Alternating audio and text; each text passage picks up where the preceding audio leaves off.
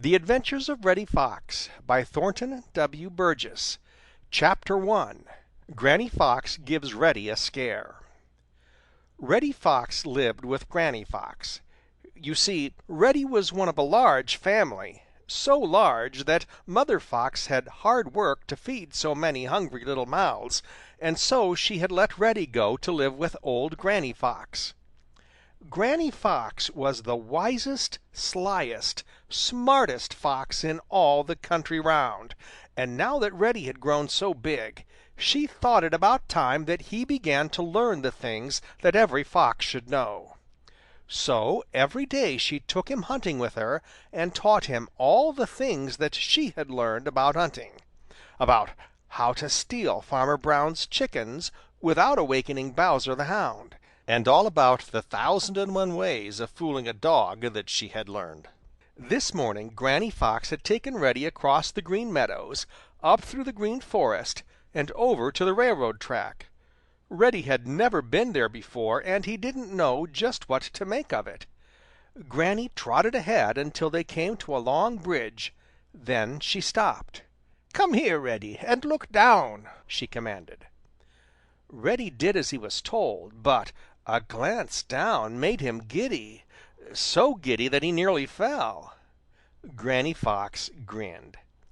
"Come across," said she, and ran lightly across to the other side. But Reddy Fox was afraid. Yes, sir, he was afraid to take one step on the long bridge. He was afraid that he would fall through into the water or onto the cruel rocks below. Granny Fox ran back to where Reddy sat. "For shame, Reddy Fox," said she. "What are you afraid of? Just don't look down, and you will be safe enough. Now come along over with me." But Reddy Fox hung back and begged to go home and whimpered. Suddenly Granny Fox sprang to her feet as if in great fright. "Bowser the Hound! Come, Reddy, come!" she cried, and started across the bridge as fast as she could go. Reddy didn't stop to look or to think. His one idea was to get away from Bowser the Hound. "Wait, Granny, wait!" he cried, and started after her as fast as he could run. He was in the middle of the bridge before he remembered it at all. When he was at last safely across, it was to find old Granny Fox sitting down, laughing at him. Then for the first time Reddy looked behind him to see where Bowser the Hound might be. He was nowhere to be seen. Could he have fallen off the bridge? "Where is Bowser the Hound?" cried Reddy. "Home in Farmer Brown's dooryard," replied Granny Fox dryly. Reddy stared at her for a minute. Then he began to understand that Granny Fox had simply scared him into running across the bridge. Reddy felt very cheap indeed. "Now we'll run back again," said Granny Fox, and this time Reddy did. End of Chapter 1. Chapter 2. Granny Shows Reddy a Trick. Every day Granny Fox led Reddy Fox over to the long railroad bridge and made him run back and forth across it until he had no fear of it whatever. At first it had made him dizzy, but now he could run across at the top of his speed and not mind it in the least. "I don't see what good it does to be able to run across a bridge. Anyone can do that," exclaimed Reddy one day. Granny Fox smiled. "Do you remember the first time you tried to do it?" she asked. Reddy hung his head. Of course he remembered that Granny had had to scare him into crossing that first time. Suddenly Granny Fox lifted her head. "Hark!" she exclaimed. Reddy pricked up his sharp, pointed ears. Way off back, in the direction from which they had come, they heard the baying of a dog. It wasn't the voice of Bowser the Hound, but of a younger dog. Granny listened for a few minutes. The voice of the dog grew louder as it drew nearer. "He certainly is following our track," said Granny Fox. Now, Reddy, you run across the bridge and watch from the top of the little hill over there. Perhaps I can show you a trick that will teach you why I have made you learn to run across the bridge." Reddy trotted across the long bridge and up to the top of the hill, as Granny had told him to. Then he sat down to watch. Granny trotted out in the middle of a field and sat down. Pretty soon a young hound broke out of the bushes, his nose in Granny's track. Then he looked up and saw her, and his voice grew still more savage and eager. Granny Fox started to run as soon as she was sure that the hound had seen her. But she did not run very fast. Reddy did not know what to make of it, for Granny seemed simply to be playing with the hound and not really trying to get away from him at all. Pretty soon Reddy heard another sound. It was a long, low rumble. Then there was a distant whistle. It was a train. Granny heard it too. As she ran, she began to work back toward the long bridge. The train was in sight now. Suddenly Granny Fox started across the bridge so fast that she looked like a little red streak. The dog was close at her heels when she started, and he was so eager to catch her that he didn't see either the bridge or the train. But he couldn't begin to run as fast as Granny Fox. Oh my, no! When she had reached the other side, he wasn't halfway across, and right behind him, whistling for him to get out of the way, was the train. The hound gave one frightened yelp, and then he did the only thing he could do. He leaped down, down into the swift water below, and the last Reddy saw of him, he was frantically trying to swim ashore. "Now you know why I wanted you to learn to cross a bridge. It's a very nice way of getting rid of dogs," said Granny Fox, as she climbed up beside Reddy. End of Chapter 2. Chapter 3. Bowser the Hound Isn't Fooled. Reddy Fox had been taught so much by Granny Fox that he began to feel very wise and very important.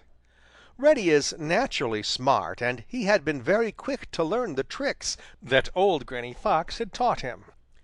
But Reddy Fox is a boaster. Every day he swaggered about on the Green Meadows and bragged how smart he was. Blacky the Crow grew tired of Reddy's boasting. "If you're so smart, what is the reason you always keep out of sight of Bowser the Hound?" asked Blacky. "For my part, I don't believe that you are smart enough to fool him." A lot of little meadow people heard Blacky say this, and Reddy knew it. He also knew that if he didn't prove Blacky in the wrong, he would be laughed at forever after. Suddenly he remembered the trick that Granny Fox had played on the young hound at the railroad bridge.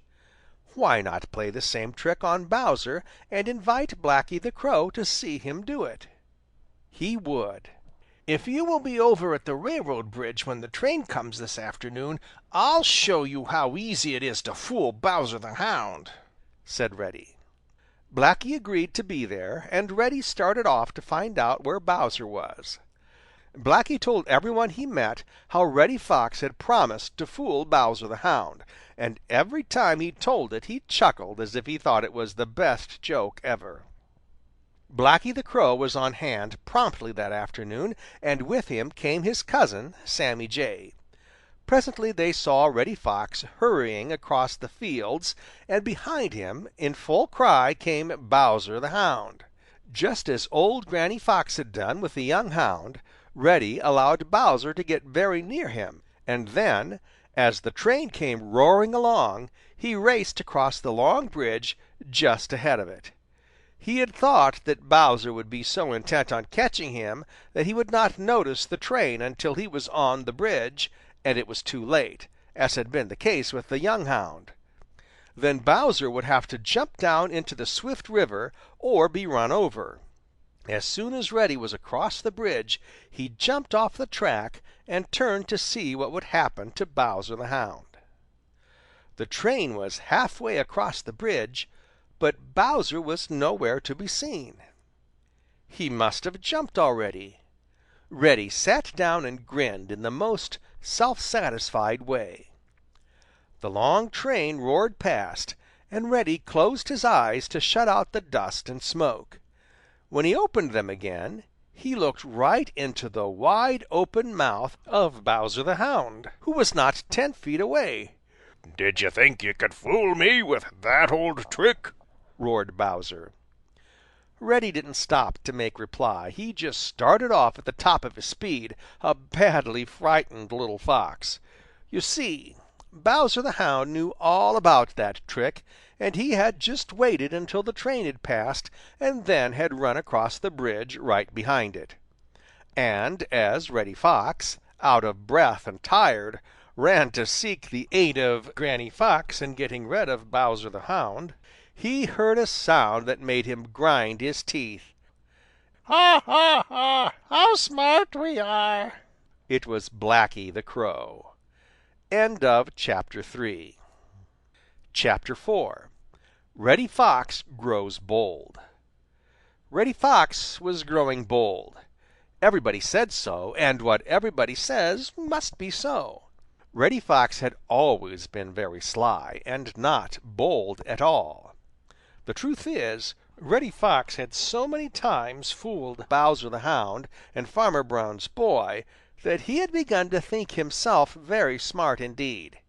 He had really fooled himself. Yes, Sir, Reddy Fox had fooled himself. He thought himself so smart that nobody could fool him. Now, it is one of the worst habits in the world to think too much of oneself, and Reddy Fox had the habit. Oh my, yes! Reddy Fox certainly did have the habit. When any one mentioned Bowser the Hound, Reddy would turn up his nose and say, "Pooh! It's the easiest thing in the world to fool him." You see, he had forgotten all about the time Bowser had fooled him at the railroad bridge. Whenever Reddy saw Farmer Brown's boy, he would say with the greatest scorn, "Who's afraid of him? Not I." So as Reddy Fox thought more and more about his own smartness, he grew bolder and bolder. Almost every night he visited Farmer Brown's henyard. Farmer Brown set traps all around the yard, but Reddy always found them and kept out of them. It got so that Unc' Billy Possum and Jimmy Skunk didn't dare go to the henhouse for eggs any more, for fear that they would get into one of the traps set for Reddy Fox. Of course, they missed those fresh eggs, and of course they blamed Reddy Fox. "Never mind," said Jimmy Skunk, scowling down on the Green Meadows where Reddy Fox was taking a sun bath. "Farmer Brown's boy will get him yet. I hope he does." Jimmy said this a little spitefully and just as if he really meant it. Now when people think that they are very, very smart, they like to show off. You know it isn't any fun at all to feel smart unless others can see how smart you are. So Reddy Fox, just to show off, grew very bold indeed. He actually went up to Farmer Brown's henyard in broad daylight, and almost under the nose of Bowser the Hound he caught the pet chicken of Farmer Brown's boy. Ol' Mistah Buzzard, sailing overhead high up in the blue, blue sky, saw Reddy Fox and shook his bald head. "I see trouble on the way. Yes, I do. Yes, I do. Hope it ain't a-gwine to stay. Yes, I do. Yes, I do. Trouble am a spry old man, bound to find yo' if he can. If he finds yo' bound to stick. When I sees him, I runs quick. Yes, I do. Yes, I do." But Reddy Fox thought himself so smart that it seemed as if he really were hunting for Ol' Mr. Trouble. And when he caught the pet chicken of Farmer Brown's boy, Ol' Mr. Trouble was right at his heels. End of Chapter 4. Chapter 5. Reddy Grows Careless. Ol' Mistah Buzzard was right. Trouble was right at the heels of Reddy Fox, although Reddy wouldn't have believed it if he had been told. He had stolen that plump pet chicken of Farmer Brown's boy for no reason under the sun but to show off. He wanted every one to know how bold he was. He thought himself so smart that he could do just exactly what he pleased, and no one could stop him. He liked to strut around through the Green Forest and over the Green Meadows and brag about what he had done and what he could do. Now, people who brag and boast and who like to show off are almost sure to come to grief, and when they do, very few people are sorry for them. None of the little meadow and forest people liked Reddy Fox anyway, and they were getting so tired of his boasting that they just ached to see him get into trouble. Yes, Sir, they just ached to see Reddy get into trouble. Peter Rabbit, happy-go-lucky Peter Rabbit, shook his head gravely when he heard how Reddy had stolen that pet chicken of Farmer Brown's boy and was boasting about it to everyone. Reddy Fox is getting so puffed up that pretty soon he won't be able to see his own feet," said Peter Rabbit. "Well, what if he doesn't?" demanded Jimmy Skunk. Peter looked at Jimmy in disgust. "He comes to grief, however fleet, who doesn't watch his flying feet. Jimmy Skunk, if you didn't have that little bag of scent that everybody is afraid of, you would be a lot more careful where you step," replied Peter. "If Reddy doesn't watch out, some day he'll step right into a trap." Jimmy Skunk chuckled. "I wish he would," said he. Now, when Farmer Brown's boy heard about the boldness of Reddy Fox, he shut his mouth tight in a way that was unpleasant to see and reached for his gun. "I can't afford to raise chickens to feed foxes," said he. Then he whistled for Bowser the Hound, and together they started out. It wasn't long before Bowser found Reddy's tracks. "Bow wow! Wow wow!" roared Bowser the Hound. Reddy Fox, taking a nap on the edge of the Green Forest, heard Bowser's big, deep voice. He pricked up his ears. Then he grinned. "I feel just like a good run today," said he, and he trotted off along the crooked little path down the hill. Now this was a beautiful summer day, and Reddy knew that in summer men and boys seldom hunt foxes.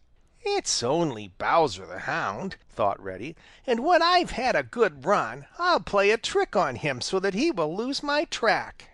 So Reddy didn't use his eyes as he should have done. You see, he thought himself so smart that he had grown careless.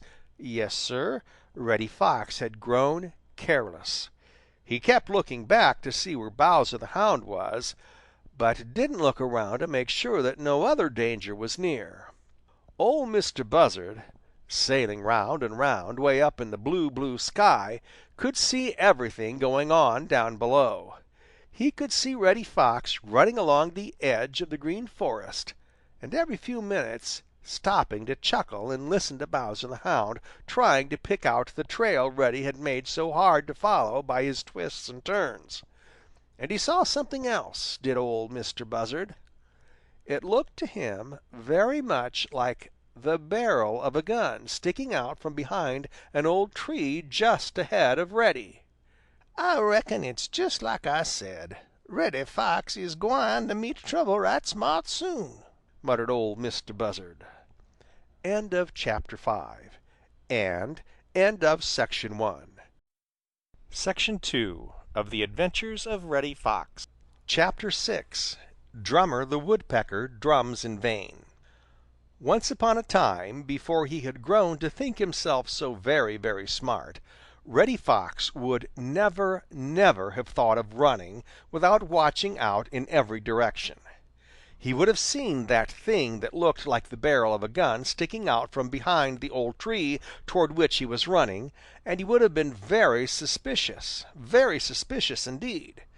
But now all Reddy could think of was what a splendid chance he had to show all the little meadow and forest people what a bold, smart fellow he was. So once more Reddy sat down and waited until Bowser the Hound was almost up to him. Just then Drummer the Woodpecker began to make a tremendous noise. Rat-a-tat-tat-tat! Rat-a-tat-tat-tat! Rat-a-tat-tat-tat!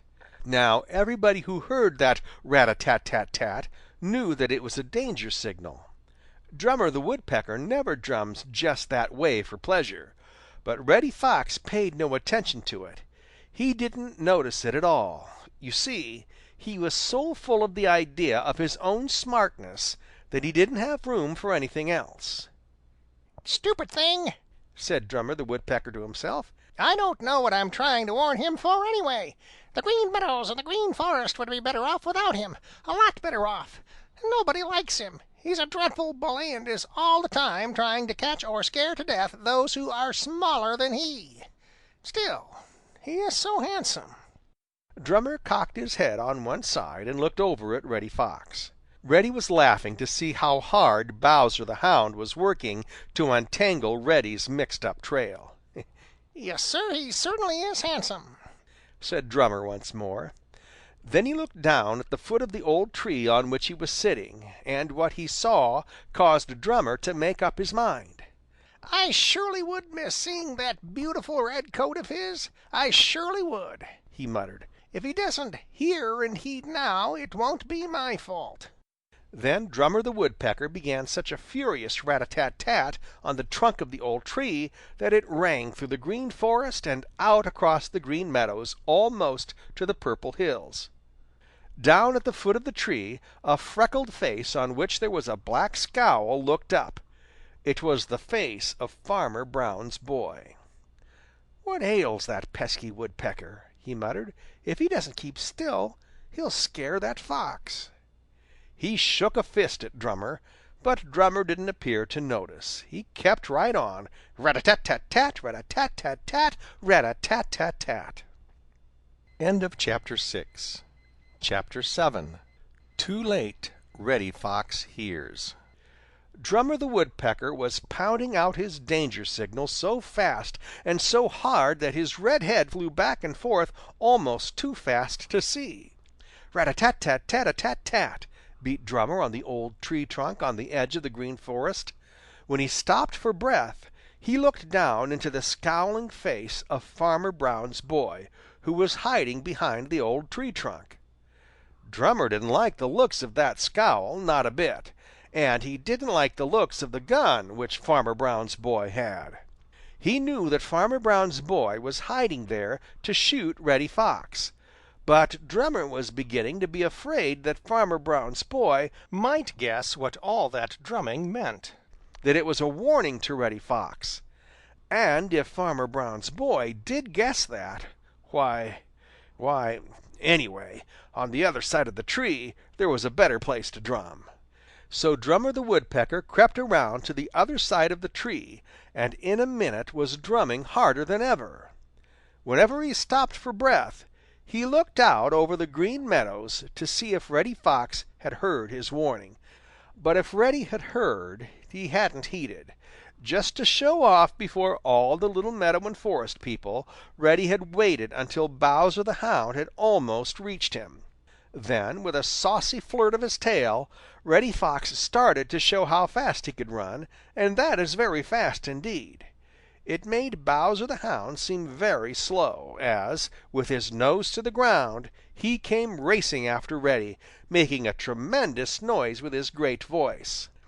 Now, Reddy Fox had grown as careless as he had grown bold. Instead of looking sharply ahead, he looked this way and that way to see who was watching and admiring him. So he took no note of where he was going and started straight for the old tree trunk on which Drummer the Woodpecker was pounding out his warning of danger. Now Reddy Fox has sharp eyes and very quick ears. My, indeed he has. But just now Reddy was as deaf as if he had cotton stuffed in his ears. He was chuckling to himself to think how he was going to fool Bowser the Hound and how smart everyone would think him, when all of a sudden he heard the rat-a-tat-tat-a-tat-tat of Drummer the Woodpecker and knew that that meant danger. For just a wee little second it seemed to Reddy Fox that his heart stopped beating. He couldn't stop running, for he had let Bowser the Hound get too close for that. Reddy's sharp eyes saw Drummer the Woodpecker near the top of the old tree trunk and noticed that Drummer seemed to be looking at something down below. Reddy Fox gave one quick look at the foot of the old tree trunk and saw a gun pointed at him, and behind the gun the freckled face of Farmer Brown's boy. Reddy Fox gave a little gasp of fright and turned so suddenly that he almost fell flat. Then he began to run as never in his life had he run before. It seemed as though his flying feet hardly touched the grass. His eyes were popping out with fright as with every jump he tried to run just a wee bit faster. Bang! Bang! Two flashes of fire and two puffs of smoke darted from behind the old tree trunk.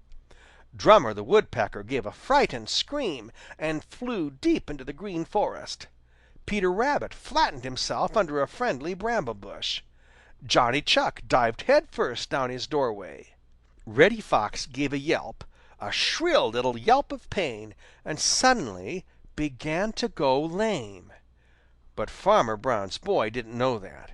He thought he had missed, and he growled to himself, "I'll get that fox yet for stealing my pet chicken." End of Chapter 7. Chapter 8. Granny Fox Takes Care of Reddy. Reddy Fox was so sore and lame that he could hardly hobble. He had had the hardest kind of work to get far enough ahead of Bowser the Hound to mix his trail up so that Bowser couldn't follow it. Then he had limped home, big tears running down his nose, although he tried hard not to cry. "Oh! Oh! Oh!"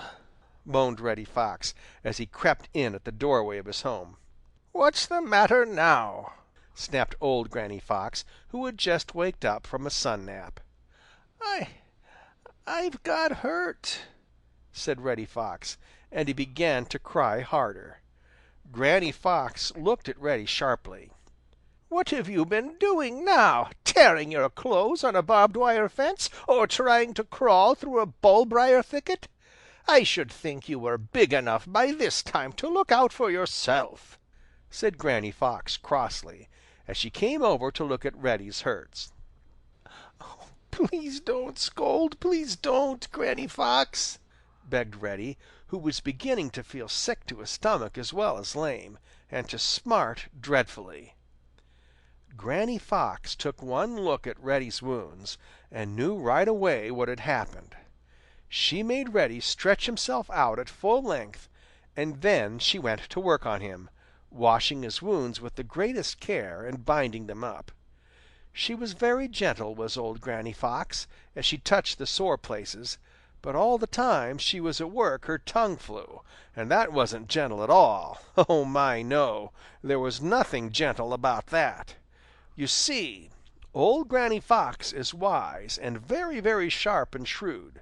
Just as soon as she saw Reddy's hurts, she knew that they were made by shot from a gun, and that meant that Reddy Fox had been careless, or he never, never would have been where he was in danger of being shot. "I hope this will teach you a lesson," said Granny Fox. "What are your eyes and your ears and your nose for? To keep you out of just such trouble as this. A little fox must use his eyes, or get some day a bad surprise. A little fox must use his ears, and know what makes each sound he hears. A little fox must use his nose, and try the wind where'er he goes. A little fox must use all three to live to grow as old as me. Now tell me all about it, Reddy Fox. This is summer and men don't hunt foxes now. I don't see how it happens that Farmer Brown's boy was waiting for you with a gun." So Reddy Fox told Granny Fox all about how he had run too near the old tree trunk behind which Farmer Brown's boy had been hiding. But Reddy didn't tell how he had been trying to show off, or how in broad daylight he had stolen the pet chicken of Farmer Brown's boy. You may be sure he was very careful not to mention that. And so old Granny Fox puckered up her brows and thought, trying to find some good reason why Farmer Brown's boy should have been hunting in the summer time. "Caw! Caw! Caw!" shouted Blacky the Crow. The face of Granny Fox cleared.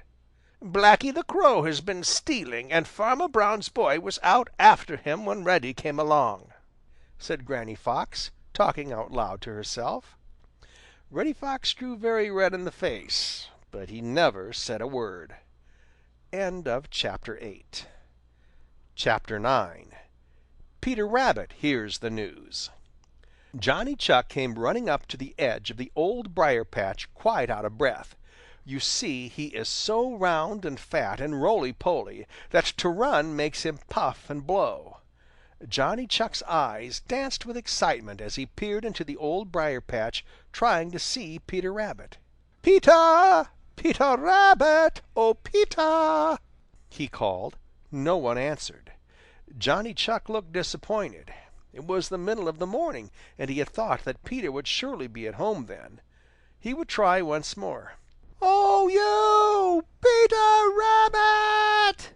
he shouted in such a high-pitched voice that it was almost a squeal. "What you want?" asked a sleepy voice from the middle of the Old Briar-patch. Johnny Chuck's face lighted up. "Come out here, Peter, where I can look at you!" cried Johnny. "Go away, Johnny Chuck. I'm sleepy," said Peter Rabbit, and his voice sounded just a wee bit cross, for Peter had been out all night, a habit which Peter has. "I've got some news for you, Peter," called Johnny Chuck eagerly. "How do you know it's news to me?" asked Peter, and Johnny noticed that his voice wasn't quite so cross. "I'm almost sure it is, for I've just heard it myself, and I've hurried right down here to tell you because I think you'll want to know it," replied Johnny Chuck. "Pooh!" said Peter Rabbit. "It's probably as old as the hills to me. You folks who go to bed with the sun don't hear the news until it's old. What is it?" "It's about Reddy Fox," began Johnny Chuck, but Peter interrupted him. "Shucks, Johnny Chuck, you are slow. Why, it was all over Green Meadows last night how Reddy Fox had been shot by Farmer Brown's boy," jeered Peter Rabbit. "That's no news. And here you've waked me up to tell me something I knew before you went to bed last night. It serves Reddy Fox right. Hope he'll be lame for a week," added Peter Rabbit. "He can't walk at all!"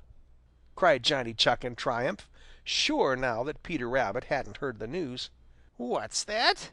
demanded Peter, and Johnny Chuck could hear him begin to hop along one of his little private paths in the heart of the Old Briar-patch.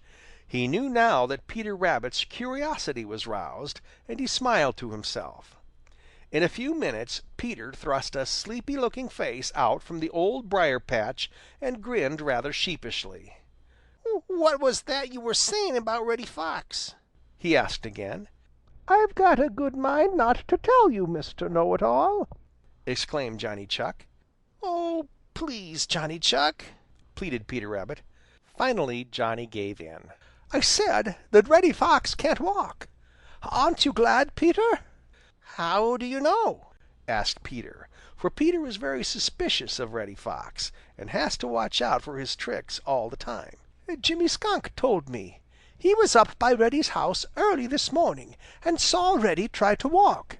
He tried and couldn't. You won't have to watch out for Reddy Fox for some time, Peter. It serves him right, doesn't it?" "Let's go up and see if it really is true," said Peter suddenly. "All right," said Johnny Chuck, and off they started. End of chapter 9 and end of section 2. Chapter 10. Poor Reddy Fox. Peter Rabbit and Johnny Chuck stole up the hill toward the home of Reddy Fox. As they drew near, they crept from one bunch of grass to another and from bush to bush, stopping behind each to look and listen. They were not taking any chances. Johnny Chuck was not much afraid of Reddy Fox, for he had whipped him once, but he was afraid of old Granny Fox. Peter Rabbit was afraid of both. The nearer he got to the home of Reddy Fox, the more anxious and nervous he grew. You see, Reddy Fox had played so many tricks to try and catch Peter that Peter was not quite sure that this was not another trick. So he kept a sharp watch in every direction, ready to run at the least sign of danger. When they had tiptoed and crawled to a point where they could see the doorstep of the Fox home, Peter Rabbit and Johnny Chuck lay down in a clump of bushes and watched. Pretty soon they saw old Granny Fox come out. She sniffed the wind, and then she started off at a quick run down the Lone Little Path. Johnny Chuck gave a sigh of relief, for he wasn't afraid of Reddy, and now he felt safe. But Peter Rabbit was just as watchful as ever. "I've got to see Reddy for myself before I'll go a step nearer," he whispered. Just then Johnny Chuck put a hand on his lips and pointed with the other hand. There was Reddy Fox crawling out of his doorway into the sun. Peter Rabbit leaned forward to see better. Was Reddy Fox really so badly hurt, or was he only pretending? Reddy Fox crawled painfully out onto his doorstep. He tried to stand and walk, but he couldn't because he was too stiff and sore. So he just crawled. He didn't know that anyone was watching him, and with every movement he made a face. That was because it hurt so. Peter Rabbit, watching from the clump of bushes, knew then that Reddy was not pretending. He knew that he had nothing, not the least little thing to fear from Reddy Fox. So Peter gave a whoop of joy and sprang out into view. Reddy looked up and tried to grin, but made a face of pain instead. You see, it hurt so to move. "I suppose you're tickled to death to see me like this," he growled to Peter Rabbit. Now, Peter had every reason to be glad, for Reddy Fox had tried his best to catch Peter Rabbit to give to old Granny Fox for her dinner, and time and again Peter had just barely escaped. So at first Peter Rabbit had whooped with joy. But as he saw how very helpless Reddy really was, and how much pain he felt, suddenly Peter Rabbit's big soft eyes filled with tears of pity. He forgot all about the threats of Reddy Fox and how Reddy had tried to trick him. He forgot all about how mean Reddy had been. "Poor Reddy Fox," said Peter Rabbit. "Poor Reddy Fox." End of chapter 10. Chapter 11. Granny Fox returns. Up over the hill trotted old Granny Fox. She was on her way home with a tender young chicken for Reddy Fox. Poor Reddy! Of course it was his own fault, for he had been showing off and he had been careless, or he never would have gone so near to the old tree trunk behind which Farmer Brown's boy was hiding. But old Granny Fox didn't know this. She never makes such mistakes herself. Oh my, no! So now, as she came up over the hill to a place where she could see her home, she laid the chicken down, and then she crept behind a little bush and looked all over the Green Meadows to see if the way was clear. She knew that Bowser the Hound was chained up. She had seen Farmer Brown and Farmer Brown's boy hoeing in the cornfield, so she had nothing to fear from them. Looking over to her doorstep, she saw Reddy Fox lying in the sun, and then she saw something else. Something that made her eyes flash and her teeth come together with a snap. It was Peter Rabbit sitting up very straight, not 10 feet from Reddy Fox. "So that's that young scamp of a Peter Rabbit whom Reddy was going to catch for me when I was sick and couldn't. Well, I'll just show Reddy Fox how easily it can be done, and he shall have tender young Rabbit with his chicken," said Granny Fox to herself. So first she studied and studied every clump of grass and every bush behind which she could creep. She saw that she could get almost to where Peter Rabbit was sitting and never once show herself to him. Then she looked this way and looked that way to make sure that no one was watching her. No one did she see on the Green Meadows who was looking her way. Then Granny Fox began to crawl from one clump of grass to another and from bush to bush. Sometimes she wriggled along flat on her stomach. Little by little she was drawing nearer and nearer to Peter Rabbit. Now, with all her smartness, Granny Fox had forgotten one thing. Yes, Sir, she had forgotten one thing. Never once had she thought to look up in the sky, and there was Ol' Mistah Buzzard sailing round and looking down and seeing all that was going on below. Ol' Mistah Buzzard is sharp. He knew just what old Granny Fox was planning to do, knew it as well as if he had read her thoughts. His eyes twinkled.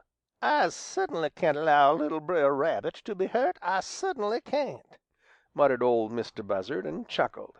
Then he slanted his broad wings downward and without a sound slid down out of the sky till he was right behind Granny Fox. "Do yo' always crawl home, Granny Fox?" asked Ol' Mistah Buzzard.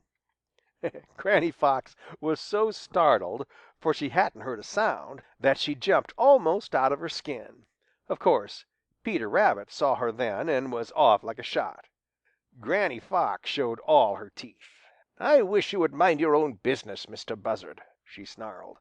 "Certainly, certainly, I surely will," replied Ol' Mistah Buzzard, and sailed up into the blue, blue sky. Chapter 12. The Lost Chicken. When old Granny Fox had laid down the chicken she was bringing home to Reddy Fox to try to catch Peter Rabbit, she had meant to go right back and get it as soon as she had caught Peter.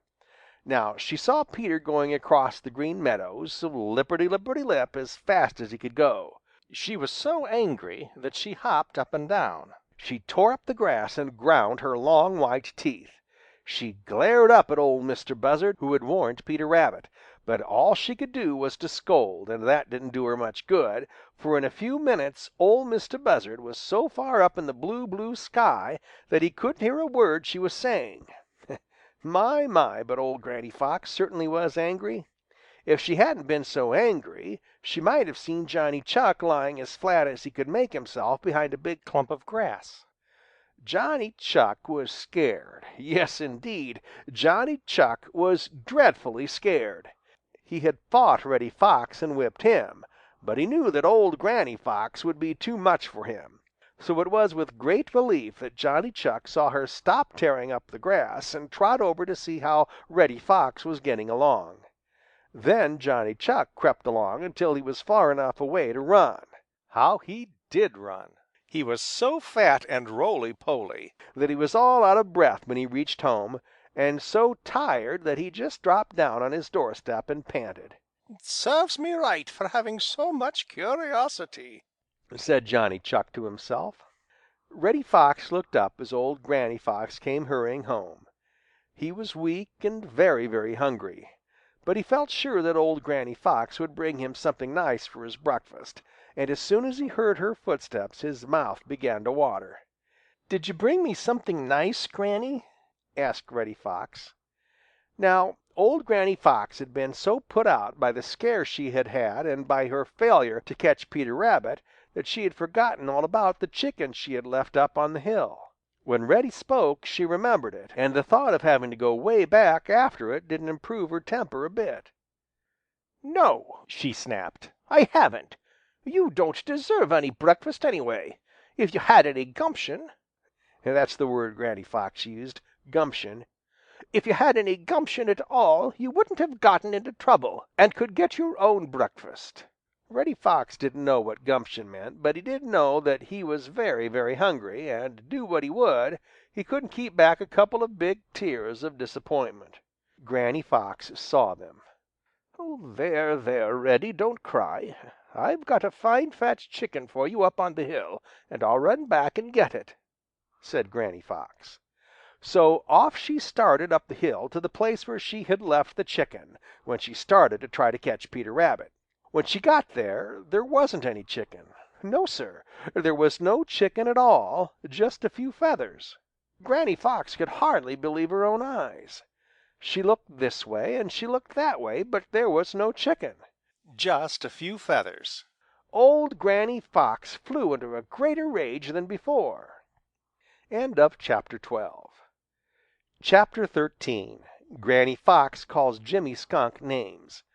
Granny Fox couldn't believe her own eyes. No, Sir, she couldn't believe her own eyes, and she rubbed them 2 or 3 times to make sure that she was seeing right. That chicken certainly had disappeared and left no trace of where it had gone. It was very queer. Old Granny Fox sat down to think who would dare steal anything from her. Then she walked in a big circle with her nose to the ground, sniffing and sniffing. What was she doing that for? Why, to see if she could find the tracks of anyone who might have stolen her chicken. "Aha!" exclaimed old Granny Fox, starting to run along the top of the hill, her nose to the ground. Aha! I'll catch him this time." In a few minutes she began to run more slowly, and every 2 or 3 steps she would look ahead. Suddenly her eyes snapped, and she began to creep almost flat on her stomach, just as she had crept for Peter Rabbit. But it wasn't Peter Rabbit this time. It was who do you think? Jimmy Skunk. Yes, Sir, it was Jimmy Skunk. He was slowly ambling along, for Jimmy Skunk never hurries. Every big stick or stone that he could move he would pull over or look under, for Jimmy Skunk was hunting for beetles. Old Granny Fox watched him. "He must have a tremendous appetite to be hunting for beetles after eating my chicken," muttered she. Then she jumped out in front of Jimmy Skunk, her eyes snapping, her teeth showing, and the hair on her back standing on end so as to make her look very fierce. But all the time old Granny Fox took the greatest care not to get too near to Jimmy Skunk. "Where's my chicken?" snarled old Granny Fox, and she looked very, very fierce. Jimmy Skunk looked up as if very much surprised. "Hello, Granny Fox!" he exclaimed. "Have you lost a chicken?" "You've stolen it! You're a thief, Jimmy Skunk!" snapped Granny Fox. "Words can never make black white. Before you speak, be sure you're right," said Jimmy Skunk. "I'm not a thief." "You are!" cried Granny, working herself into a great rage. "I'm not." "You are!" All the time Jimmy Skunk was chuckling to himself, and the more he chuckled, the angrier grew old Granny Fox. And all the time Jimmy Skunk kept moving toward old Granny Fox, and Granny Fox kept backing away, for like all the other little meadow and forest people, she has very great respect for Jimmy Skunk's little bag of scent. Now, backing off that way, she couldn't see where she was going, and the first thing she knew she had backed into a bramble bush. It tore her skirts and scratched her legs. "Ooch!" cried old Granny Fox. "Ha, ha, ha!" laughed Jimmy Skunk. "That's what you get for calling me names." End of chapter 13 and end of section 3. Chapter 14. Granny Fox finds what became of the chicken. Old Granny Fox was in a terrible temper. Dear, dear, it certainly was a dreadful temper. Jimmy Skunk laughed at her, and that made it worse. When he saw this, Jimmy Skunk just rolled over and over on the ground and shouted, he was so tickled. Of course, it wasn't the least bit nice of Jimmy Skunk, but you know that Granny Fox had been calling Jimmy a thief. Then Jimmy doesn't like Granny Fox anyway, nor do any of the other little meadow and forest people, for most of them are very much afraid of her.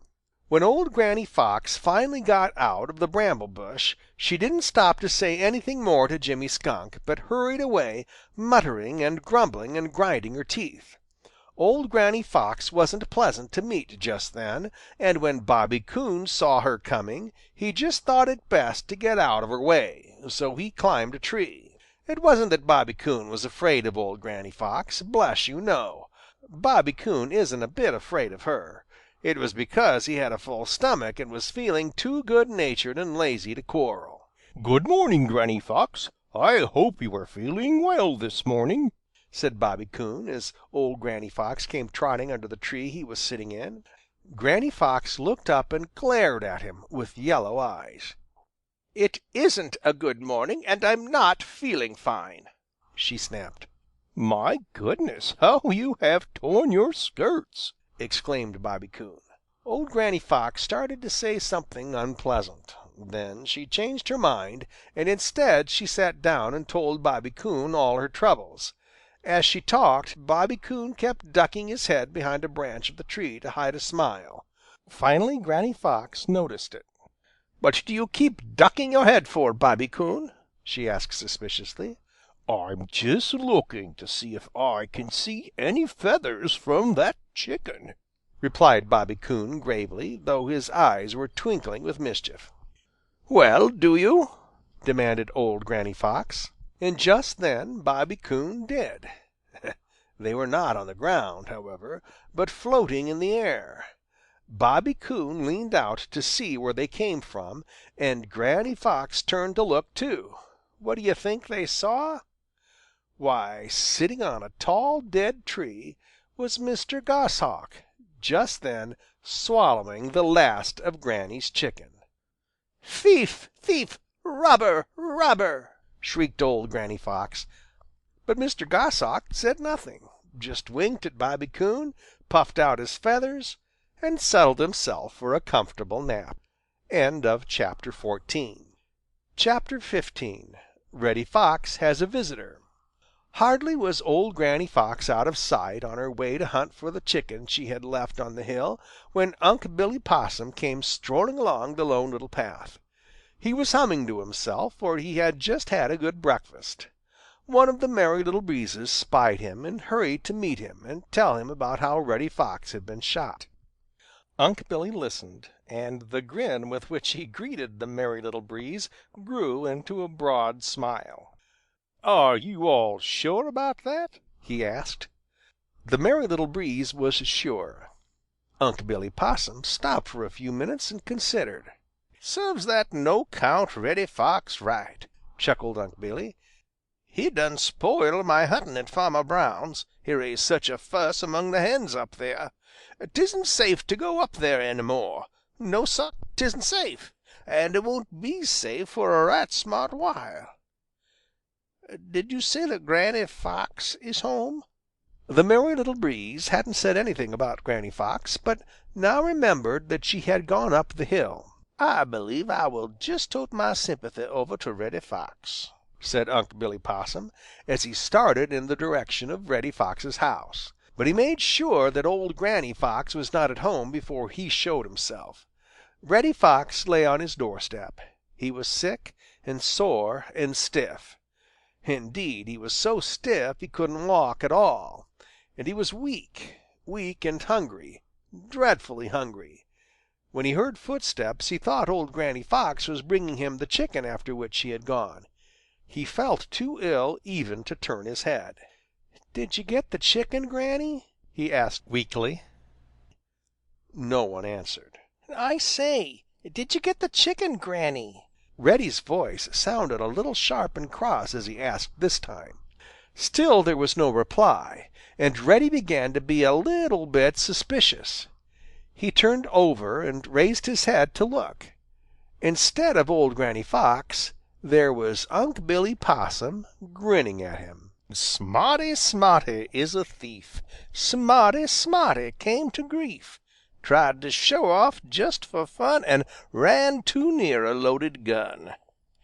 Yo' certainly has got just what you deserve, and I'm glad of it. I'm glad of it, sah," said Unc' Billy Possum severely. An angry light came into the eyes of Reddy Fox and made them an ugly yellow for just a minute, but he felt too sick to quarrel. Unc' Billy Possum saw this. He saw how Reddy was really suffering, and down deep in his heart Unc' Billy was truly sorry for him. But he didn't let Reddy know it. No, indeed. He just pretended to be tickled to death to see Reddy Fox so helpless. He didn't dare stay long for fear Granny Fox would return. So, after saying a few more things to make Reddy feel uncomfortable, Unc' Billy started off up the Lone Little Path toward the Green Forest. Too bad, he muttered to himself. "If old Granny Fox isn't smart enough to get Reddy enough to eat, I'll have to see what we alls can do. I certainly will." Chapter 16. Unc' Billy Possum visits the Smiling Pool. Joe Otter and Billy Mink were sitting on the big rock in the Smiling Pool. Because they had nothing else to do, they were planning mischief. Jerry Muskrat was busy filling his new house with food for the winter. He was too busy to get into mischief. Suddenly Billy Mink put a finger on his lips as a warning to Little Joe Otter to keep perfectly still. Billy's sharp eyes had seen something moving over in the bulrushes. Together he and Little Joe Otter watched, ready to dive into the Smiling Pool at the first sign of danger. In a few minutes the rushes parted and a sharp little old face peered out. Little Joe Otter and Billy Mink each sighed with relief, and their eyes began to dance. "Hi, Unc' Billy Possum!" shouted Billy Mink. A grin crept over the sharp little old face peering out from the bulrushes. "Hi, yourself!" he shouted, for it really was Unc' Billy Possum. "What are you doing over here?" called Little Joe Otter. "Just looking around," replied Unc' Billy Possum, his eyes twinkling. "Have you heard about Reddy Fox?" shouted Billy Mink. "I done just come from his home," replied Unc' Billy Possum. "How is he?" asked Little Joe Otter. "Po'ly. He surely is po'ly," replied Unc' Billy Possum, shaking his head soberly. Then Unc' Billy told Billy Mink and Little Joe Otter how Reddy Fox was so stiff and sore and sick that he couldn't get anything to eat for himself, and how old Granny Fox had lost a chicken which she had caught for him. "Serves him right!" exclaimed Billy Mink, who has never forgotten how Reddy Fox fooled him and caught the most fish once upon a time. Unc' Billy nodded his head. "Yo' all right. Yo' cert'nly all right. Yes, Sah, Ah reckons yo' all right."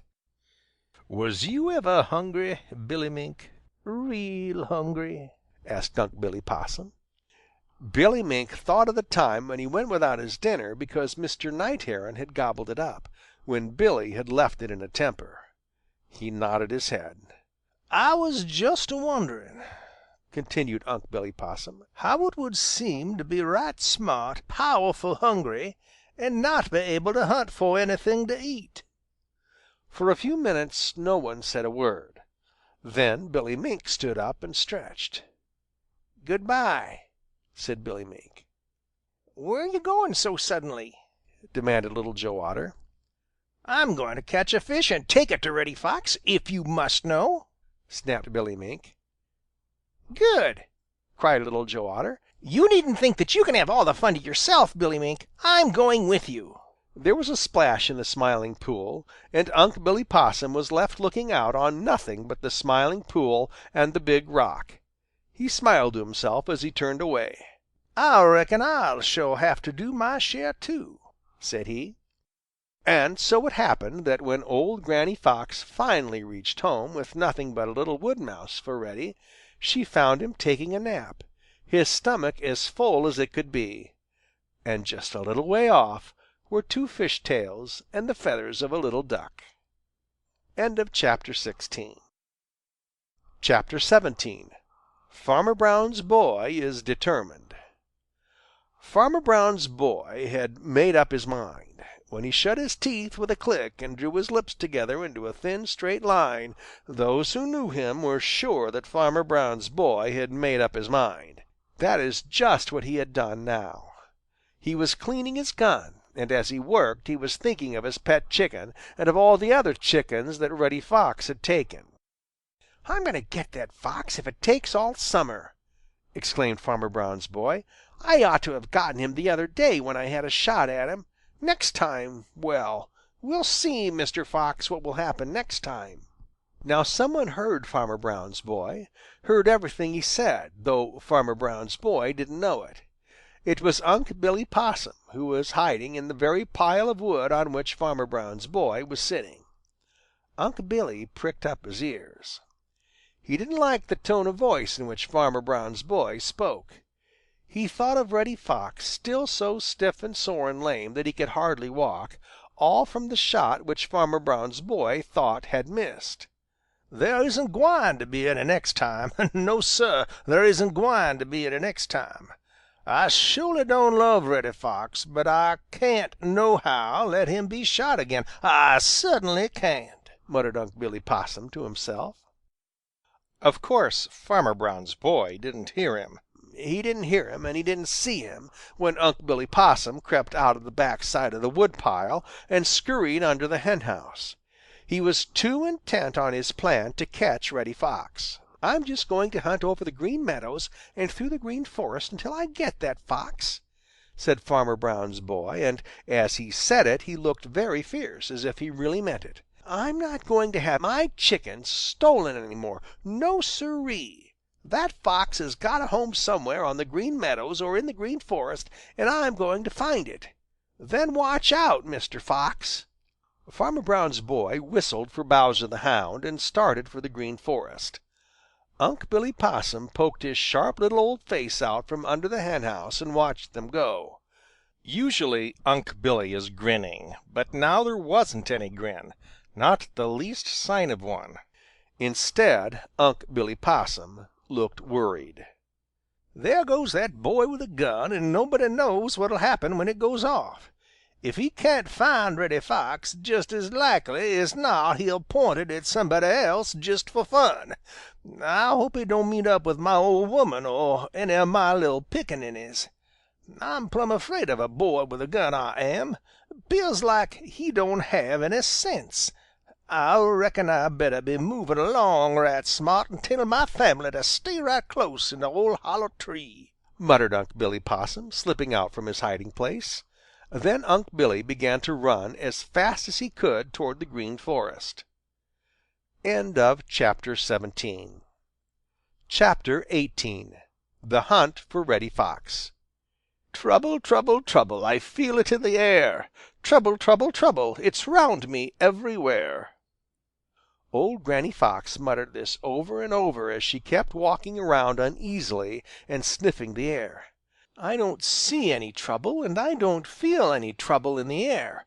It's all in the sore places where I was shot," said Reddy Fox, who was stretched out on the doorstep of their home. "That's because you haven't got any sense. When you do get some and learn to look where you are going, you won't get shot from behind old tree trunks, and you'll be able to feel trouble when it is near, without waiting for it to show itself. Now I feel trouble. You go down into the house and stay there." Granny Fox stopped to test the air with her nose, just as she had been testing it for the last 10 minutes. "I don't want to go in," whined Reddy Fox. "It's nice and warm out here, and I feel a lot better than when I am curled up way down there in the dark." Old Granny Fox turned, and her eyes blazed as she looked at Reddy Fox. She didn't say a word, and she didn't have to. Reddy just crawled into his house, muttering to himself. Granny stuck her head in at the door.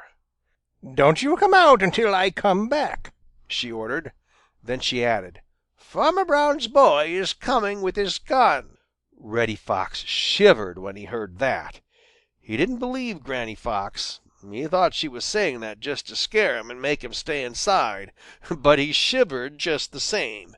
You see, he knew now what it meant to be shot, for he was still too stiff and sore to run, all because he had gone too near Farmer Brown's boy and his gun.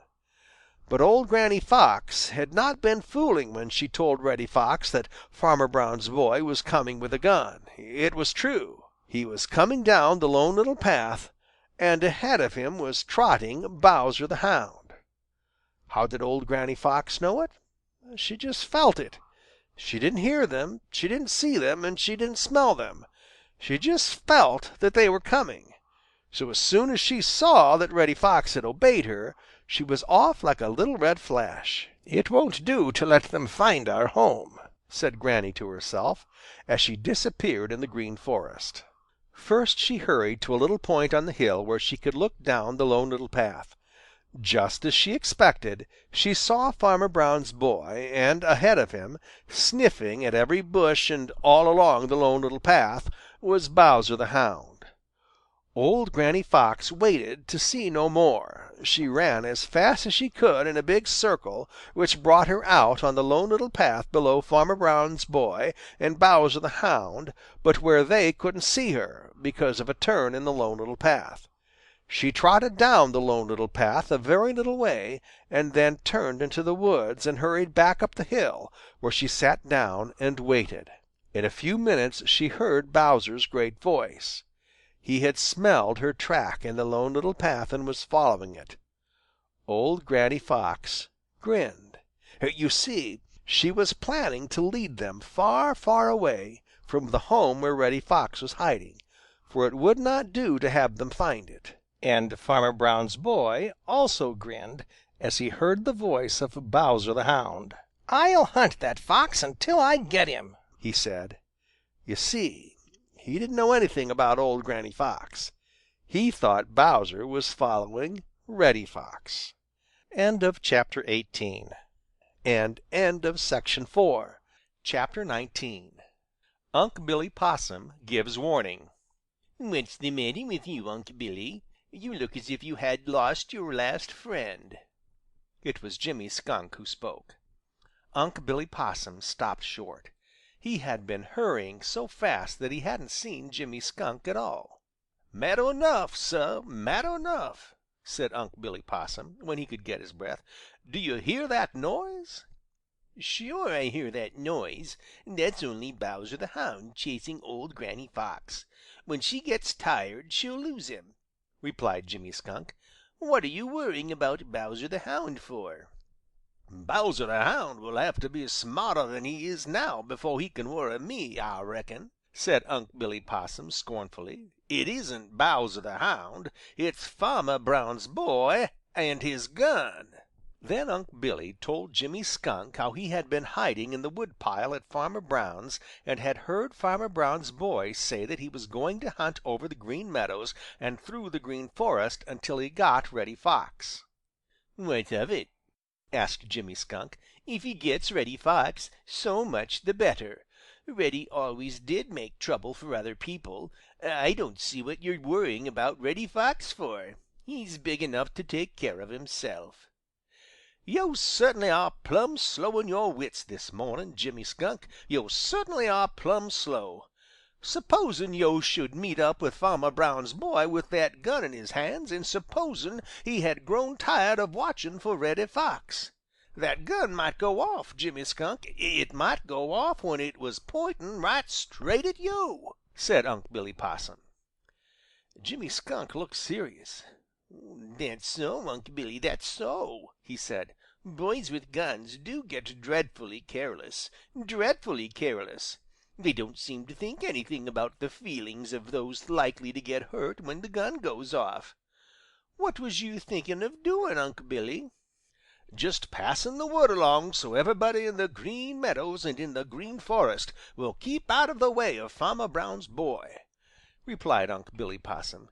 "Good idea, Unc' Billy. I'll help you," said Jimmy Skunk. So Unc' Billy Possum went one way, and Jimmy Skunk went another way, and every one they told hurried to tell some one else. Happy Jack Squirrel told Chatterer the Red Squirrel, Chatterer told Striped Chipmunk, and Striped Chipmunk told Danny Meadow Mouse. Danny Meadow Mouse told Johnny Chuck. Johnny Chuck told Peter Rabbit. Peter Rabbit told Jumper the Hare. Jumper the Hare told Prickly Porky. Prickly Porky told Bobby Coon. Bobby Coon told Billy Mink. Billy Mink told Little Joe Otter. Little Joe Otter told Jerry Muskrat, and Jerry Muskrat told Grandfather Frog. And everybody hastened to hide from Farmer Brown's boy and his terrible gun. By and by Farmer Brown's boy noticed how still it was in the Green Forest.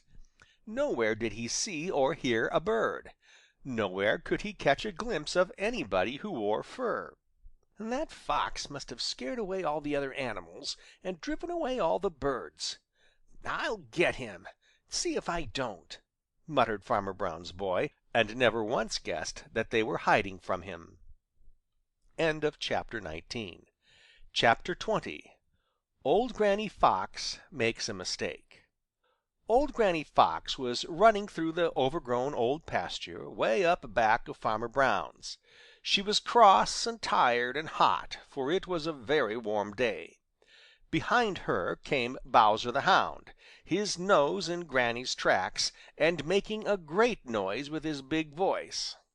Granny Fox was cross because she was tired.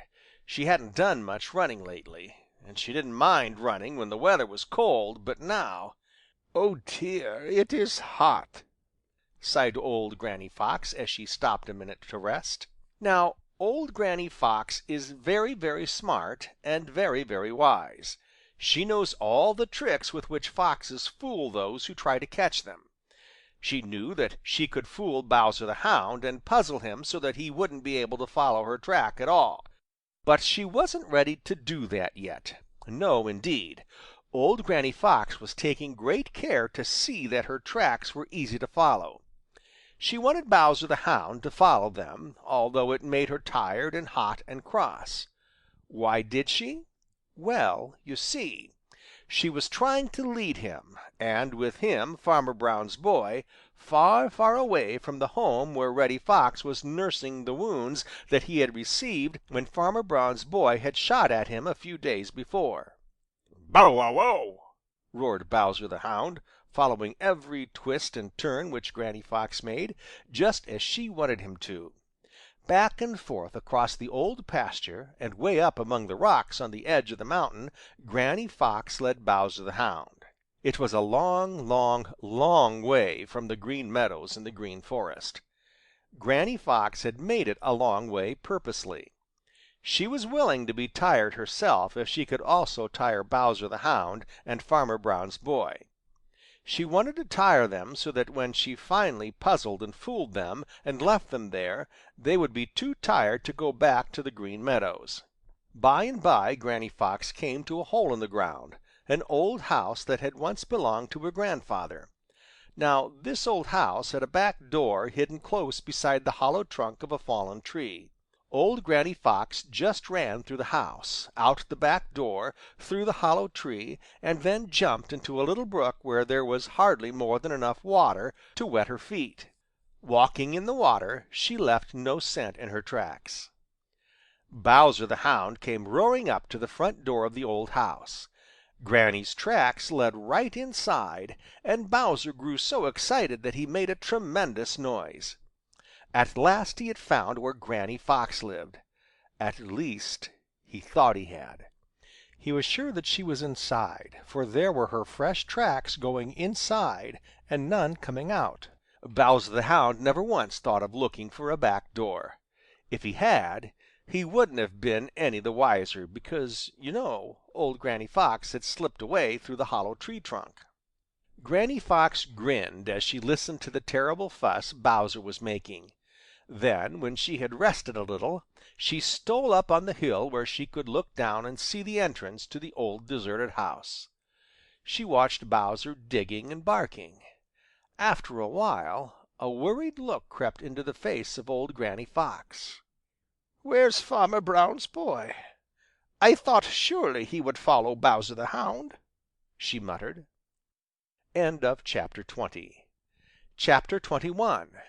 Reddy Fox Disobeys. When old Granny Fox had sent Reddy Fox into the house and told him to stay there until she returned home, he had not wanted to mind. But he knew that Granny Fox meant just what she said, and so he had crawled slowly down the long hall to the bedroom way underground. Pretty soon Reddy Fox heard a voice. It was very faint, for Reddy was in his bedroom way underground. But he knew it. He pricked up his ears and listened. It was the voice of Bowser the Hound, and Reddy knew by the sound that Bowser was chasing Granny Fox. Reddy grinned. He wasn't at all worried about Granny Fox, not the least little bit. He knew how smart she was, and that whenever she wanted to, she could get rid of Bowser the Hound. Then a sudden thought popped into Reddy's head, and he grew sober. Granny did feel trouble coming, just as she said, he thought. Then Reddy Fox curled himself up and tried to sleep. He intended to mind and not put his little black nose outside until old Granny Fox returned. But somehow Reddy couldn't get to sleep. His bedroom was small, and he was so stiff and sore that he could not get comfortable. He twisted and turned and fidgeted. The more he fidgeted, the more uncomfortable he grew. He thought of the warm sunshine outside and how comfortable he would be stretched out full length on the doorstep. It would take the soreness out of his legs. Something must have happened to Granny to keep her so long. If she had known that she was going to be gone such a long time, she wouldn't have told him to stay until she came back, thought Reddy. By and by Reddy Fox crept a little way up the long, dark hall. He could just see the sunlight on the doorstep. Pretty soon he went a little bit nearer. He wasn't going to disobey old Granny Fox. Oh, no, no, indeed. She had told him to stay in the house until she returned. She hadn't said that he couldn't look out. Reddy crawled a little nearer to the open door and the sunlight. Granny Fox is getting old and timid, just as if my eyes aren't as sharp as hers.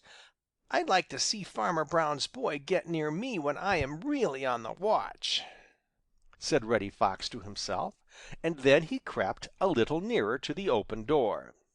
How bright and warm and pleasant it did look outside! Reddy just knew that he would feel ever and ever so much better if he could stretch out on the doorstep. He could hear Jenny Wren fussing and scolding at some one or something, and he wondered what it could be. He crept just a wee bit nearer. He could hear Bowser's voice, but it was so faint that he had to prick up his sharp little ears and listen with all his might to hear it at all. "Granny's led them way off on the mountain. Good old Granny," thought Reddy Fox. Then he crawled right up to the very doorway. He could still hear Jenny Wren scolding and fussing. "What does ail her? If it's hot or if it's cold, Jenny Wren will always scold.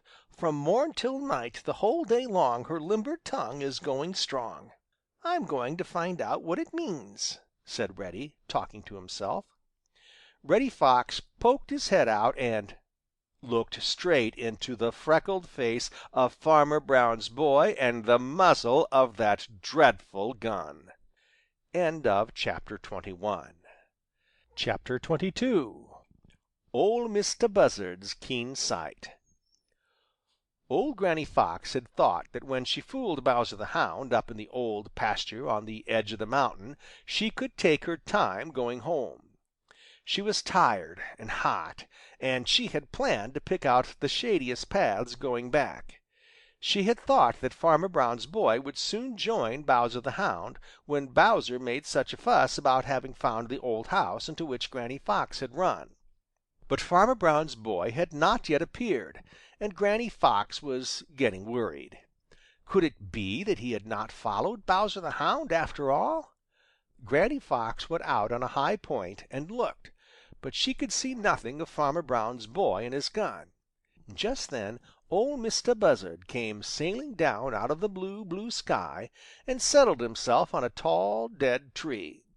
Now Granny Fox hadn't forgotten how Ol' Mistah Buzzard had warned Peter Rabbit just as she was about to pounce on him, but she suddenly thought that Ol' Mistah Buzzard might be of use to her.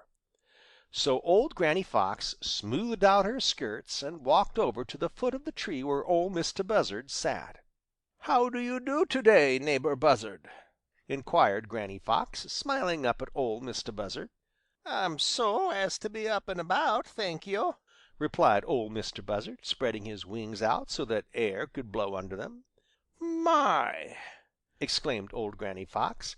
"What splendid great wings you have, Mistah Buzzard! It must be grand to be able to fly. I suppose you can see a great deal from way up there in the blue, blue sky, Mr. Buzzard." Old Mistah Buzzard felt flattered. "Yes," said he. "I can see all that's going on the Green Meadows and in the Green Forest." "Oh, Mr. Buzzard, you don't really mean that!" exclaimed old Granny Fox, just as if she wanted to believe it but couldn't. "Yes, I can," replied old Mr. Buzzard. "Really, Mr. Buzzard? Really? Oh, I can't believe that your eyes are so sharp as all that. Now I know where Bowser the Hound is and where Farmer Brown's boy is, but I don't believe you can see them," said Granny Fox. Old Mr. Buzzard never said a word, but spread his broad wings, and in a few minutes he had sailed up, up, up, until he looked just like a tiny speck to old Granny Fox. Now old Granny Fox had not told the truth when she said she knew where Farmer Brown's boy was. She thought she would trick Old Mr. Buzzard into telling her. In a few minutes down came Old Mr. Buzzard. "Bowser the Hound is up in the old back pasture," said he. "Right!"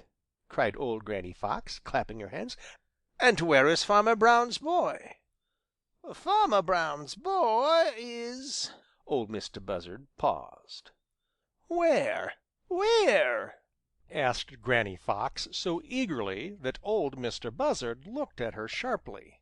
"You said you knew, so what's the use of telling you?" said old Mr. Buzzard. Then he added, "But if I was you, I cert'nly would get home right smart soon."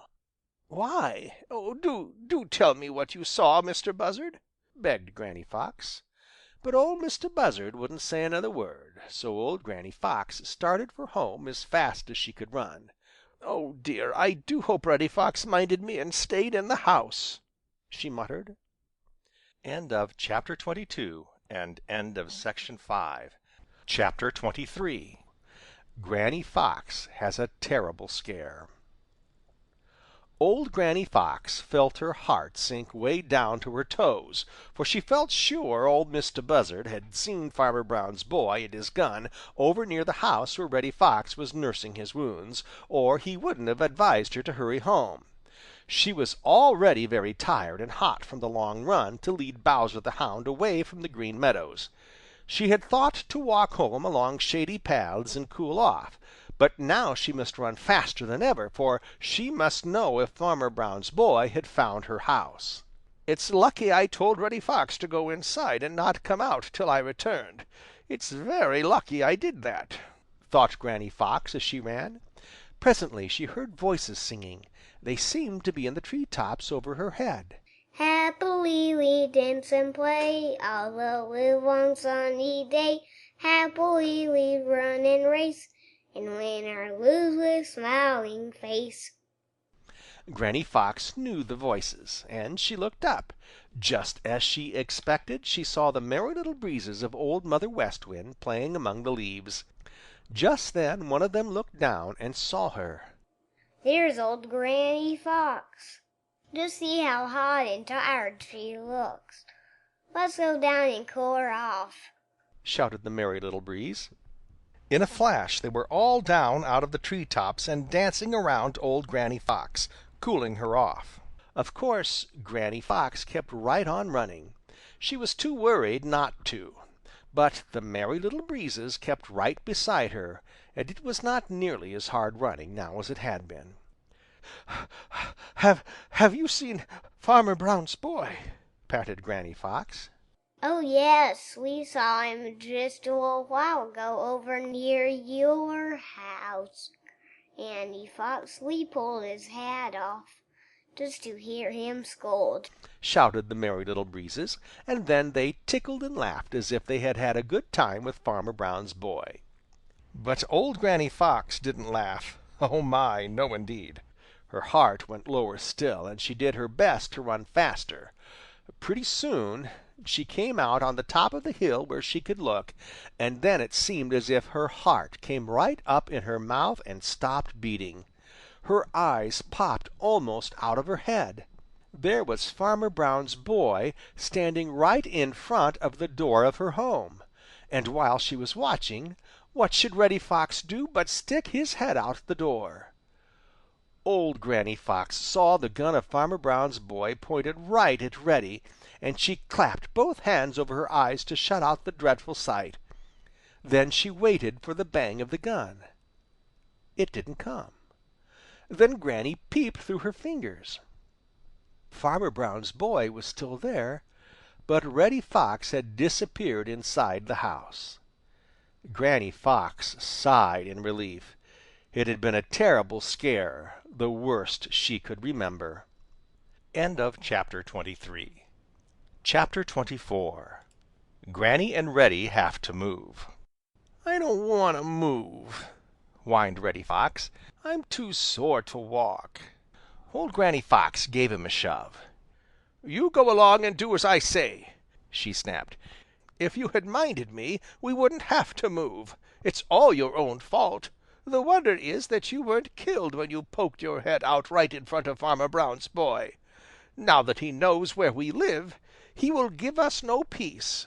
Move along lively now. This is the best home I have ever had, and now I've got to leave it. Oh dear, oh dear." Reddy Fox hobbled along up the long hall and out the front door. He was walking on 3 legs, and at every step he made a face because, you know, it hurt so to walk. The little stars, looking down from the sky, saw Reddy Fox limp out the door of the house he had lived in so long, and right behind him came old Granny Fox. Granny sighed and wiped away a tear as she said good-by to her old home.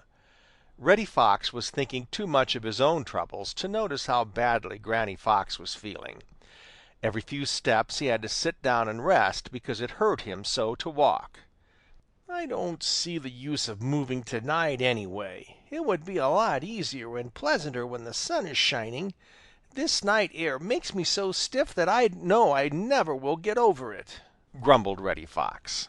Old Granny Fox listened to him for a while, and then she lost patience. Yes, Sir, Granny Fox lost patience. She boxed Reddy Fox first on one ear and then on the other.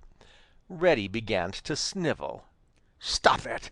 said Granny Fox sharply. "Do you want all the neighbors to know that we have got to move? They'll find it out soon enough. Now come along without any more fuss. If you don't, I'll just go off and leave you to shift for yourself. Then how will you get anything to eat?" Reddy Fox wiped his eyes on his coat sleeve and hobbled along as best he could. Granny Fox would run a little way ahead to see that the way was safe and then come back for Reddy. Oh, poor Reddy! He did his best not to complain, but it was such hard work, and somehow Reddy Fox didn't believe that it was at all necessary. He had been terribly frightened when he had disobeyed Granny Fox that afternoon and put his head out the door, only to look right into the freckled face of Farmer Brown's boy. He had ducked back out of sight again too quickly for Farmer Brown's boy to shoot, and now he couldn't see why old Granny Fox wanted to move that very night. "She's getting old. She's getting old and timid and fussy," muttered Reddy Fox as he hobbled along behind her. It seemed to Reddy as if they had walked miles and miles. He really thought that they had been walking nearly all night when old Granny Fox stopped in front of the worst-looking old fox house Reddy had ever seen. "Here we are," said she. "What? Are we going to live in that thing?" cried Reddy. "It isn't fit for any respectable fox to put his nose into." "It is where I was born," snapped old Granny Fox. "If you want to keep out of harm's way, don't go to putting on airs now. Who scorns the simple things of life and tilts his nose at all he sees is almost sure to feel the knife of want cut through his pleasant ease. Now don't let me hear another word from you, but get inside at once." Reddy Fox didn't quite understand all Granny Fox said, but he knew when she was to be obeyed, and so he crawled gingerly through the broken-down doorway. Chapter 24. Chapter 25. Peter Rabbit Makes a Discovery. Hardly had jolly, round, red Mr. Sun thrown off his nightcap and come out from his home behind the Purple Hills for his daily climb up in the blue, blue sky, when Farmer Brown's boy started down the Lone Little Path through the Green Forest. Peter Rabbit, who had been out all night and was just then on his way home, saw him. Peter stopped and sat up to rub his eyes and look again. He wasn't quite sure that he had seen aright the first time, but he had. There was Farmer Brown's boy, sure enough, and at his heels trotted Bowser the Hound. Peter Rabbit rubbed his eyes once more and wrinkled up his eyebrows. Farmer Brown's boy certainly had a gun over one shoulder and a spade over the other. Where could he be going down the Lone Little Path with a spade? Farmer Brown's garden certainly was not in that direction. Peter watched him out of sight, and then he hurried down to the Green Meadows to tell Johnny Chuck what he had seen. My, how Peter's long legs did fly! He was so excited that he had forgotten how sleepy he had felt a few minutes before. Halfway down to Johnny Chuck's house, Peter Rabbit almost ran plump into Bobby Coon and Jimmy Skunk, who had been quarreling and were calling each other names. They stopped when they saw Peter Rabbit. Peter Rabbit runs away from his shadow, so they say. Peter, Peter, what a sight! Tell us why this sudden fright?" shouted Bobby Coon. Peter Rabbit stopped short. Indeed, he stopped so short that he almost turned a somersault. "Say," he panted, "I've just seen Farmer Brown's boy." You don't say so," said Jimmy Skunk, pretending to be very much surprised. "You don't say so. Why, now I think of it, I believe I've seen Farmer Brown's boy a few times myself." Peter Rabbit made a good-natured face at Jimmy Skunk, and then he told all about how he had seen Farmer Brown's boy with a gun and spade, and Bowser the Hound going down the Lone Little Path. You know there isn't any garden down that way," he concluded. Bobby Coon's face wore a sober look. Yes, Sir, all the fun was gone from Bobby Coon's face. "What's the matter?" asked Jimmy Skunk. "I was just thinking that Reddy Fox lives over in that direction, and he is so stiff that he cannot run," replied Bobby Coon. Jimmy Skunk hitched up his trousers and started toward the Lone Little Path. "Come on," said he. "Let's follow him and see what he is about." Bobby Coon followed at once, but Peter Rabbit said he would hurry over and get Johnny Chuck and then join the others. All this time Farmer Brown's boy had been hurrying down the Lone Little Path to the home old Granny Fox and Reddy Fox had moved out of the night before. Of course, he didn't know that they had moved. He put down his gun, and by the time Jimmy Skunk and Bobby Coon and Peter Rabbit and Johnny Chuck reached a place where they could peep out and see what was going on, he had dug a great hole. "Oh!" cried Peter Rabbit. "He's digging into the house of Reddy Fox, and he'll catch poor Reddy." End of chapter 25. Chapter 26. Farmer Brown's boy works for nothing. The grass around the doorstep of the house where Reddy Fox had always lived was all wet with dew when Farmer Brown's boy laid his gun down, took off his coat, rolled up his shirt sleeves, and picked up his spade. It was cool and beautiful there on the edge of the Green Meadows. Jolly, round, red Mr. Sun had just begun his long climb up in the blue sky. Mr. Redwing was singing for joy over in the bulrushes on the edge of the Smiling Pool. Yes, it was very beautiful indeed. It didn't seem as if harm could come to any one on such a beautiful morning. But there was Farmer Brown's boy. He had crawled on his hands and knees without making a sound to get near enough to the home of Reddy Fox to shoot if Reddy was outside. But there was no sign of Reddy, so Farmer Brown's boy had hopped up, and now he was whistling as he began to dig. His freckled face looked good-natured. It didn't seem as if he could mean harm to any one. But there lay the gun, and he was working as if he meant to get to the very bottom of Reddy Fox's home. Deeper and deeper grew the hole, and bigger grew the pile of sand which he threw out.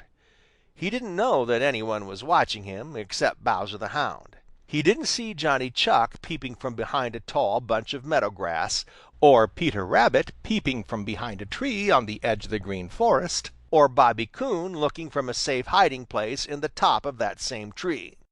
He didn't see Jimmy Skunk or Unc' Billy Possum or Happy Jack Squirrel or Digger the Badger. He didn't see one of them, but they saw him. They saw every shovelful of sand that he threw, and their hearts went pit-a-pat as they watched, for each one felt sure that something dreadful was going to happen to Reddy Fox. Only Ol' Mistah Buzzard knew better. From way up high in the blue sky he could look down and see many things. He could see all the little meadow and forest people who were watching Farmer Brown's boy. And the harder Farmer Brown's boy worked, the more Ol' Mistah Buzzard chuckled to himself. What was he laughing at? Why, he could see the sharp face of old Granny Fox peeping out from behind an old fence corner, and she was grinning. So Ol' Mistah Buzzard knew Reddy Fox was safe. But the other little people of the Green Forest and the Green Meadows didn't know that old Granny Fox and Reddy Fox had moved, and their faces grew longer and longer as they watched Farmer Brown's boy go deeper and deeper into the ground. "Reddy Fox has worried me almost to death, and would eat me if he could catch me, but somehow things wouldn't be quite the same without him around. Oh dear, I don't want him killed," moaned Peter Rabbit. "Perhaps he isn't home," said Jimmy Skunk. "Of course he's home. He's so stiff and sore he can hardly walk at all, and has to stay home," replied Johnny Chuck. "Hello, What's the matter now?" Everybody looked. Farmer Brown's boy had climbed out of the hole. He looked tired and cross. He rested for a few minutes, and as he rested he scowled. Then he began to shovel the sand back into the hole. He had reached the bottom and found no one there. "Hurrah!" shouted Peter Rabbit, and struck his heels together as he jumped up in the air. And the others were just as glad as Peter Rabbit. Johnny Chuck was especially glad, for, you see, Farmer Brown's boy had once found Johnny's snug home, and Johnny had had to move as suddenly as did Granny and Reddy Fox. Johnny knew just how Reddy must feel, for he had had many narrow escapes in his short life. You can read all about them in the next book, The Adventures of Johnny Chuck. End of chapter 26, and end of section 6, and end of The Adventures of Reddy Fox by Thornton W. Burgess.